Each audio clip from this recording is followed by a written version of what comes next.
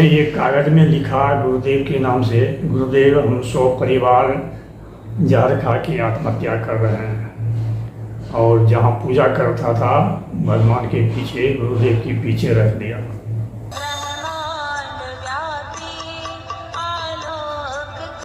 वेद मूर्ति तपोनिष्ठ परम पूज्य गुरुदेव पंडित श्री राम शर्मा आचार्य जी के चमत्कारिक प्रसंग भाग 8 में गायत्री परिवार की सामूहिक प्रयास से बाधाएं दूर हुई और क्या क्या हुआ, कैसे हुआ, ये हम लोग जानेंगे।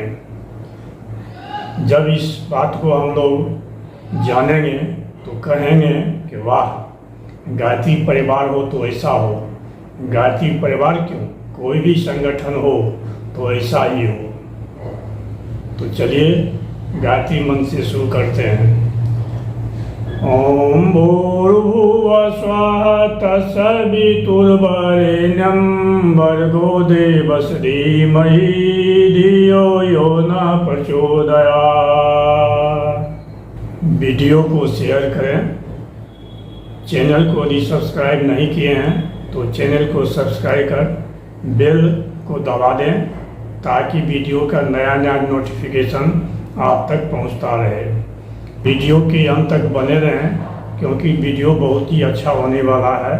हम लोग जैसा चाहते हैं परिवार, समाज, संगठन, उसी पर आधारित ये वीडियो है, इसलिए वीडियो के अंत तक बने रहें।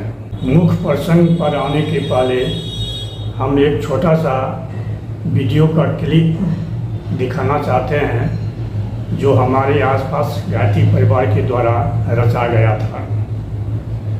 गुरुदेव के एक परम भक्त थे, बहुत ही डिवोटी थे। उन्होंने प्रज्ञा संस्था का स्थापना करना चाह रहा था।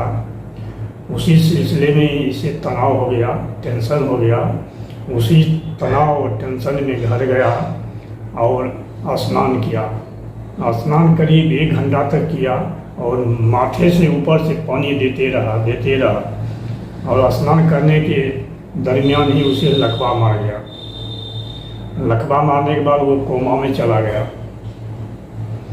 बहुत दिन तक हॉस्पिटल में रहा और वहाँ का जो स्थानीय गायत्री परिवार था वो सब मिलकर आर्थिक सहयोग किया और आर्थिक सहयोग करने के बाद उनका स्थिति ऐसा है कि वो आप बैठ सकते हैं, पढ़ सकते हैं, लिख सकते हैं, खा भी सकते हैं, लेकिन हाँ स्वयं वो चल नहीं सकते हैं।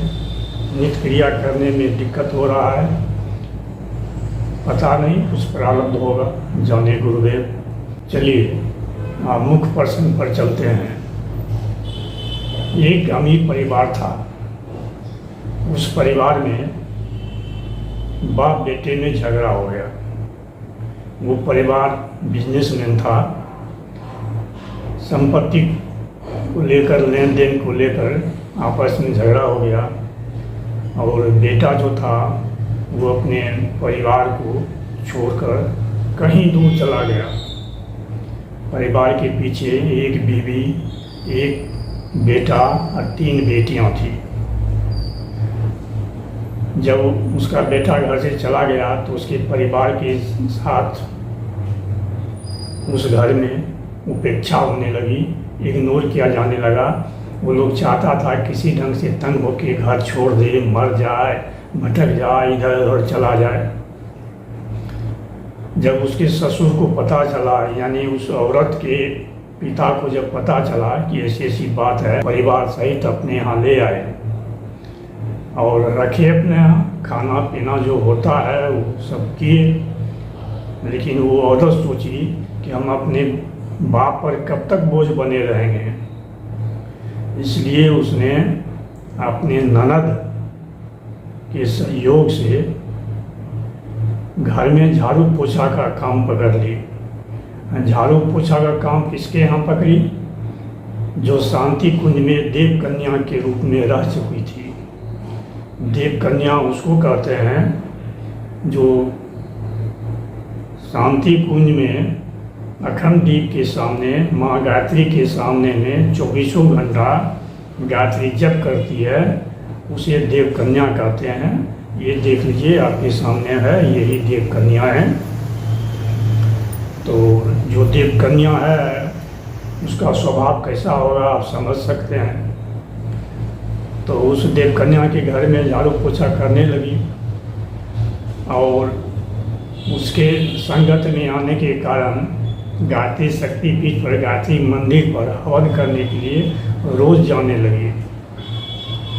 और उसका लड़का जो था वो छोटा था, वो जब हवन में स्वाहा बोला जाता था तो स्वाहा जोर देकर बोलता था। उससे वहाँ का आदमी बहुत प्रभावित हुआ और डेली मंदिर पर आने के लिए कहने लगा। ये डेली जाने भी लगे और समय बीतता गया। उसके बाद वो शक्तिपीठ पर ही रहना शुरू कर दिए। शक्तिपीठ पर रहने लगे। इनको जो भी काम कहा जाता वो काम करते थे। इसके साथ साथ कुछ जब बड़ा हुए तो मजदूरी करने लगे, पेपर बांटने लगे, बाइंडिंग का काम करने लगे, यानी विभिन्न प्रकार का काम करके अपने परिवार का पालन पोषण करने लगे। उनकी बहन जब बड़ी हुई तो शादी की बात हुई, तो शादी तो ठीक कर लिए, तिलक दहेज भी नहीं मांगा गया, सगाई भी हो गई, लेकिन शादी में फिर भी खर्च तो होता ही है। तो इसके पहले एक और हम कहानियाँ बता रहे हैं। हम जब संघ भवन में रहते थे तो वहाँ एक जूनियर इंजीनियर था जो जाति का कास्ट था। वो रात में जोर जोर से रोने लगा था और पूरा शरीर छिटक रहा था, लग रहा था जैसे मानो कि शराब पिए हुए है। तो हम लोग डर गए, क्या हुआ नहीं हुआ। तो उसी संघ भवन में से किसी एक सदस्य ने बताया इनकी बेटी की शादी है और इनके पास पर्याप्त पैसा नहीं है, इसलिए ये रो रहे हैं। तो जिसके पास शादी के लिए धन नहीं हो, पैसा नहीं हो, उसका यही हाल हो जाता है। उस लड़का का भी यही हाल हो गया। वो असमंजस में पड़ गया कि हम करें तो क्या करें। अपने सगे संबंधी से पैसा की मांग की, मदद की मांग की, तो सभी तैयार हो गए। लेकिन हुआ क्या, जब पैसा देने की बात आई तो सबके सब कोई कारण बना के हाथ उठा दिया कि हमसे नहीं हो पाएगा। कार्ड उठ सब छप गया, बट गया। जब सब हाथ उठा दिया तो ये क्या करता। मान लीजिए आज शादी है और आज तक में एक साड़ी भी नहीं खरीद पाया था, तो समझ सकते हैं कि शादी कैसे होता। इसने ये कागज में लिखा गुरुदेव के नाम से, गुरुदेव हम 100 परिवार जहर खा के आत्महत्या कर रहे हैं। और जहाँ पूजा करता था भगवान के पीछे, गुरुदेव के पीछे रख दिया, जहर ले आया। अब माँ को कहता है, माँ बड़ी जोर से भूख लगी है, खाना निकालो, आज सब बैठ के खाना खाएंगे। माँ खाना निकालने जा ही रही थी कि कुछ आदमी के आने का पदचाप जो सुनाई पड़ा। तो ये लोग देखते हैं तो बहुत से गायत्री परिवार के लोग इनके दरवाजे पर आ चुके थे।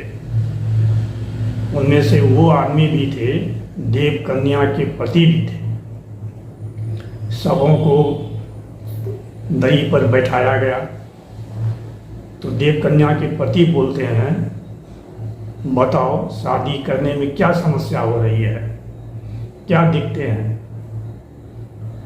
वो लड़का जो था चुपचाप खड़ा काठ की मूर्ति तरह कुछ नहीं बोल रहा है। तब ये गुस्सा कर कहते हैं, एक टुकुर टुकुर क्या देख रहा है, कुछ तो बताओ।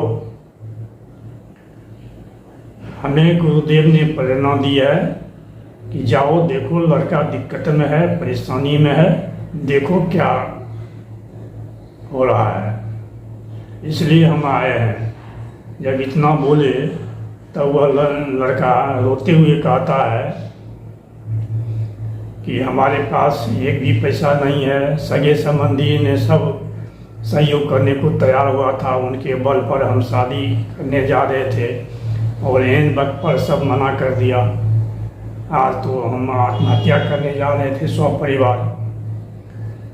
तो देव कन्या के पति कहते हैं, पगला गया है क्या?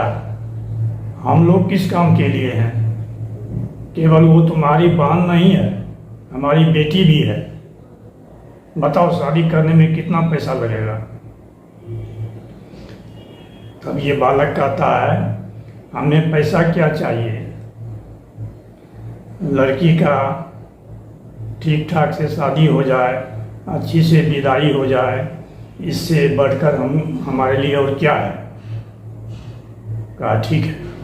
वो देव कन्या के पति जो थे अपने जेब से पैसा निकालते हैं और जितने भी गायत्री परिजन वहाँ आए हुए थे सभी अपने जेब से पैसा निकाल कर देने लगे। पैसा का इतना ढेर हो गया कि आसानी से शादी संपन्न हो सकता था। और इतना ही नहीं किए, आगे और सुनिए और क्या हुआ। पैसा तो दे दिए और सारे परिजन मिलके रात में दुकान खुलवाए, हलवाई को बुलवाए, जितनी भी व्यवस्था होती है सारी व्यवस्था रात में ही कर ली